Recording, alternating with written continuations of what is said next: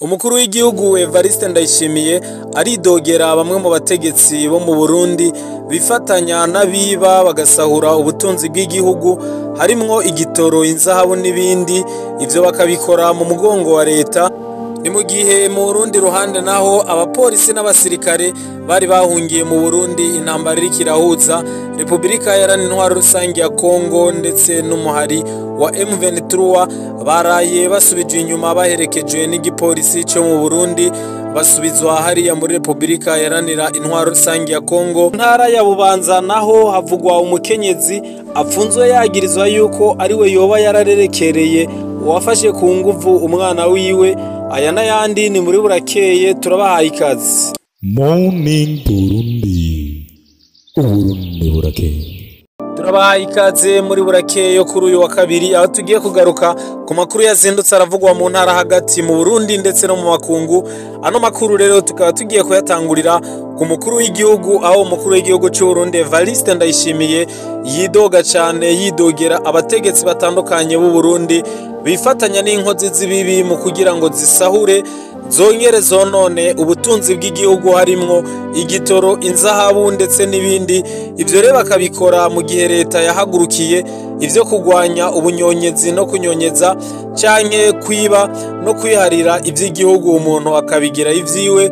Umukuru w'igihugu rero agatanga akarorero kwishira hamwe risanzwe rijeje gukurikirana ivy'igitoro Sopebu, aho mu mwaka umwe gusa iryo shira hamwe ryagirizwa yuko ryoba ryarahombeje leta amafaranga y'amaritiro agera ku miliyoni 19 y'amazutu ni miliyoni 12 z'igitoro cyo mu bwoko bwa essence. Evariste Ndayishimiye rero umukuru w'igihugu cy'u Burundi akaba avuga ati jewe ikibazo c'igitoro ndababwire neza, abahinga bazi kubiharura bakakubwira ko igitoro cinjijwe kuva mu kwezi kwa 11, ubu ngo twoba dufise reserve y'amezi 4. Umuntu akibaza ati none ico gitoro kiri hehe? Jewe ndemera nkijya nkimara kugira ngo ntihagire uwomenya ko ndiko ndakoresha digitalisation ya gestion y'igitoro, ndijya ndimara ndayishira ngaho nanje ndigira rero mu bindi bikorwa ngo ndahejeje basha ngo ndatsinze rurayi. Reka ahubwo womengo ni hamwe uvuze uti ndabahaye inzira y'ubusuma. Ndavuga nti ubwato buraza bukarinda buhera ntabonye igitoro abene gihugu atanumwe kibonye nibiki. Ubwato mbere ubwo bwa kabiri ntabonye n'igitoro bukagenda bugahera abene gihugu nabo ngo nibiki. Ni naho nahamagara Inspection Generale de l'Etat nindabira iyo igitoro caroye. Ivyo banyeretse ni akamara maza. Buca tubishira ahabona nk'aha societe civile niyo yari ikwiye kwerekana ubwa mbere ingene igitoro kiriko kiribwa. Ubu ndazi yuko abo bantu bitwa ngo ni abakire, abanyamahera, murigera mubona ibijya biduga vyabo vyiza bihagarara mw'ibarabara. Bose barafise amastoke ubu. Kumwe bagira amastoke y'amadovize, ubu ni nako bariko bagira amastoke y'igitoro. Umukuru w'igihugu arakomeza ati jewe genda mu nkorere, none station zose ziri arogisi, nta station nimwe ironka igitoro idakoresheje application. Reka turabe rero igitoro casohotse ingene kingana. Station ubaza kunwa no mu bafise application, ni ukuvuga ko na station tuguhaye turamenya iyo igitoro caroye kwa naka no kwa naka. None kija hehe? Ni Sopebu. Ni ukuvuga ko caciye mu magendu kiranka guca mu gitoro pasi. Mwiyumvire nk'abo bantu bari mu mwaka bariko barakora umwaka wose, mugabo ubona ubu mu mabarabara na kaduruvayi ndetse ntibigikunda yuko abantu baronka ikibunguruza. Ngo ni ntore, kumbe ni ibingira yambaye ishato z'intama.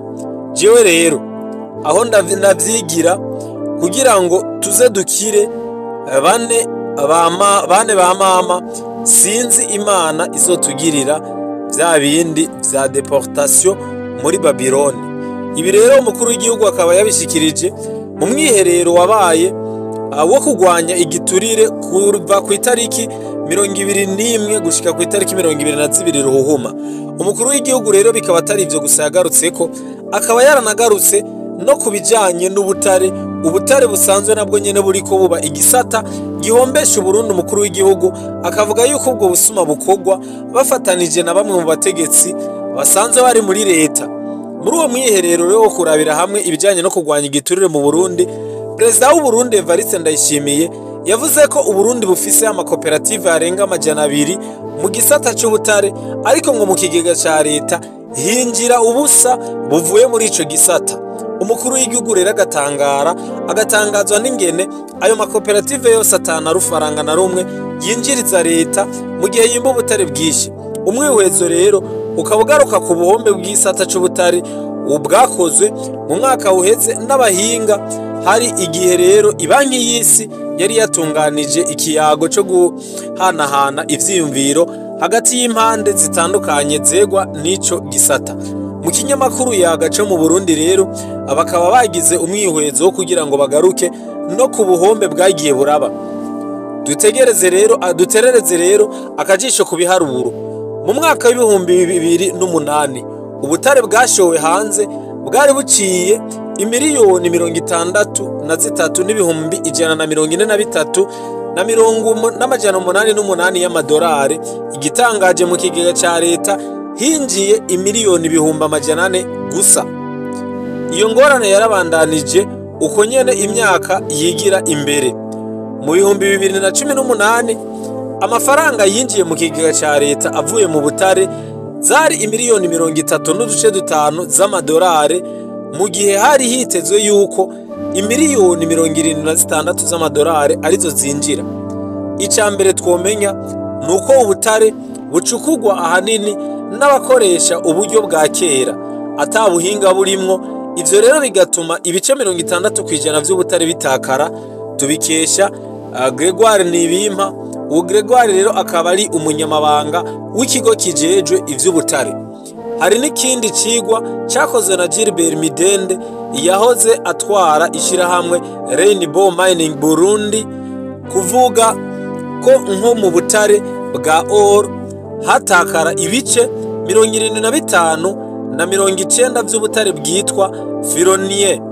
Akagira ati ubutare bwimbishwa amasipiri kandi ababwimba gutyo bitorera agahimba keza gusa. Ibi rero bigaca bituma ibindi babita.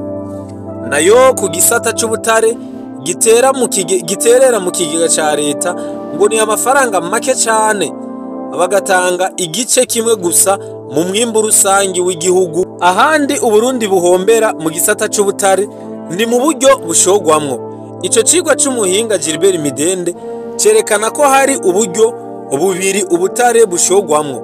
Ubwa mbere ngo n'ubushowe ntibabwirizwa kugarukana amahera, n'ubushowe ntibabwirizwa kugarukana amahera iyo babushoye hanze, comptoir en transit.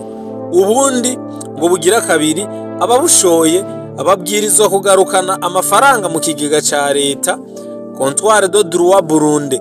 Ubwo buryo rero bwa mbere nibwo bwaca buhurumbirwa na benshi, gutyo ikigega cy'igihugu kikabura amafaranga yavuye muri ico gisata c'ubutare. Umukuru w'igihugu rero Evariste Ndayishimiye akaba yidoga yongera yinginga abarundi kugira ngo bamufashe kugwanya igiturire, bamufashe kugwanya n'isesagurwa ry'ubutunzi bw'igihugu buriko buraba, kuko wewe ngo atakwadakora kugira ngo yite ku rutare kugira abone ibintu bigenda neza, ariko hari abantu benshi bikika mukiza kugira ngo bonone, kugira ngo bibe. Ano makuru tuyabandanirize mu ntara, hariya mu ntara ya Bubanza aho havugwa umukenyezi afunzwe yagirizwa yuko yoba ariwe yarerekeye uwafashe ku nguvu umwana wiwe. Uwo mukenyezi rero kuri uwa 17 Ruhuma 2025 akaba ariho yafatwa yagirizwa ko yoba yarafashije mu guhuza umwana w'umukobwa afise imyaka 16 n'umusore bari bagendeye iwe. Ibiyago barimwo biteba vyandurukamwo yuko habamwe ubushurashuzi bamufata ku nguvu. Ngo imbere rero yo gufatirwa ku nguvu bamushurashije ku nguvu ku mutumba wa Kivogo muri zone na komine Bubanza aho ico caha cabereye, ngo bari babanje kubukirwako na serugo igihe bari kumuhana iwe nk'isaha 2 z'ijoro, agize ngo aracira hasi ngo ntiyamenye iyo iyindi misore izananye iramwaduka, iramukubagura, iramukubita. Uyo musore rero ngo n'uyo mukobwa baca bava muri ugo rugo, hanyuma baja ahantu hafi yaho. Serugo agize ngo aragarutse avuye kwivuza kwa muganga, abasanga aho, hanyuma abaca barahunga. Bose rero uko ari babiri ubu ntibarafatwa, ni naco gituma uwo mugore yaciye afatwa ku mvo z'uko hariho hakorwa amatohoza. Ababanyi rero bakagira bati inarugo niwe yabigiyemwo, kuko ngo nta kuntu ari umuvyeyi yo kwakira umukobwa n'umuhungu izo saha iwe, ngo bakaganira kandi ataco binona, ntibabirukane canke ngo ahamagare abavyeyi babo.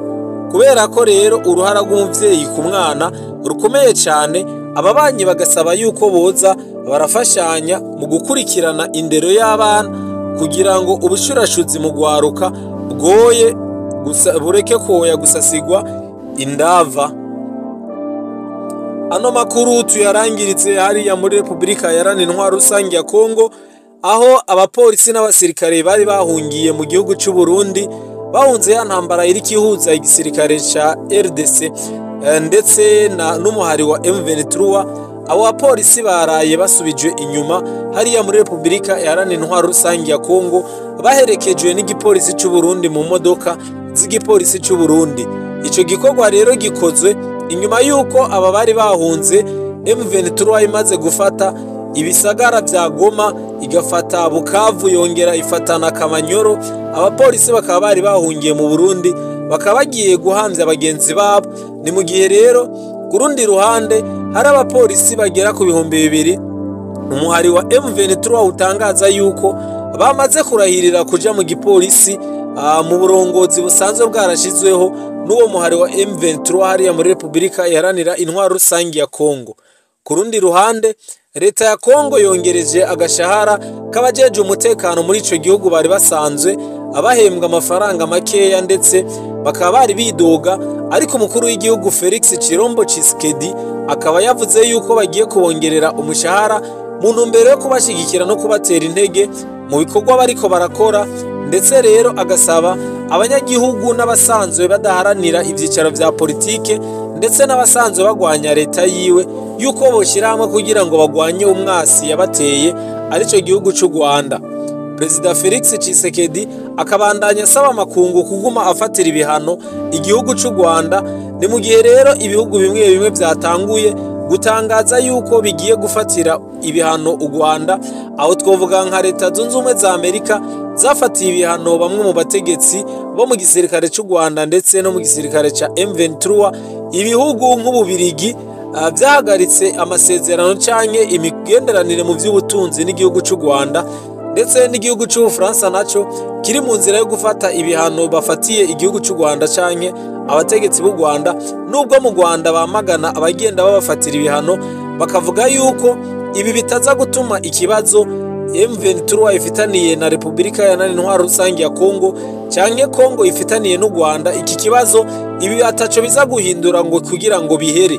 Bakavuga yuko rero iyaba ibihano arivyo vyotumye ikibazo gihera, ikibazo kiba caheze kera, canke bakavuga yuko ikibazo Kongo ifise atari u Rwanda, ariko Kongo ikwiye kuganira n'umuhari wa M23. Turabashimiye rero mwese mwakurikiranye Burakeye yo kuri uyu wa kabiri, tubipfuriza kugira ibihe vyiza aho muri hose. Imana ibahezagire, murakoze. Morning Burundi, Uburundi burakeye.